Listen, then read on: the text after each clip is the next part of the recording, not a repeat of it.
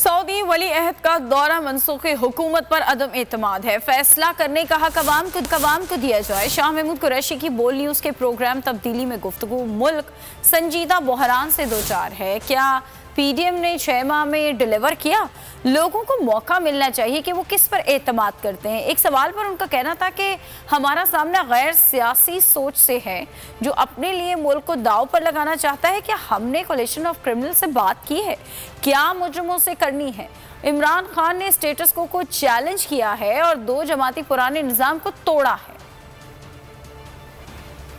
कि वो देते हैं, पोस्टपोन कर दिया दौरा, तो इससे हुकूमत को सोचना चाहिए ये क्या इस हुकूमत पर एक अदम एतमाद का इजहार है। इस वक्त मुल्क बड़े सीरियस बहरान से दो चार है। लोगों को मौका मिले इनसे फैसला कर सकें कि वो किसको चाहते हैं, वो किस पे एतमाद करते हैं। क्या वो समझते हैं कि पीडीएम की ये हुकूमत है जो एक गैर फितरी अलायंस है, उसने इन 6 माह में डिलीवर किया है? हमारा मुकाबला क्या इस वक्त एक सियासी सोच से है या हमारा मुकाबला इस वक्त इस ग्रोह से है जो अपने दिफा के लिए सब कुछ को दाव पर लगाने के लिए तैयार है? क्या हमने किससे करनी है?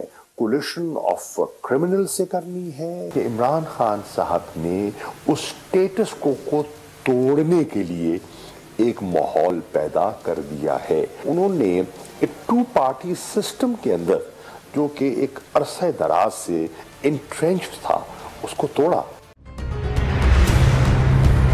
कप्तान का हकीकी आजादी मार्च, बोल न्यूज की खुसूसी कवरेज।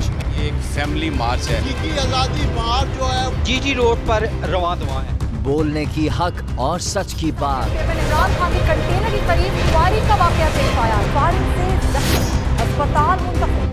कातिलाना हमले से किया पर्दा चाक। बोल हमेशा बना आवाम की आवाज।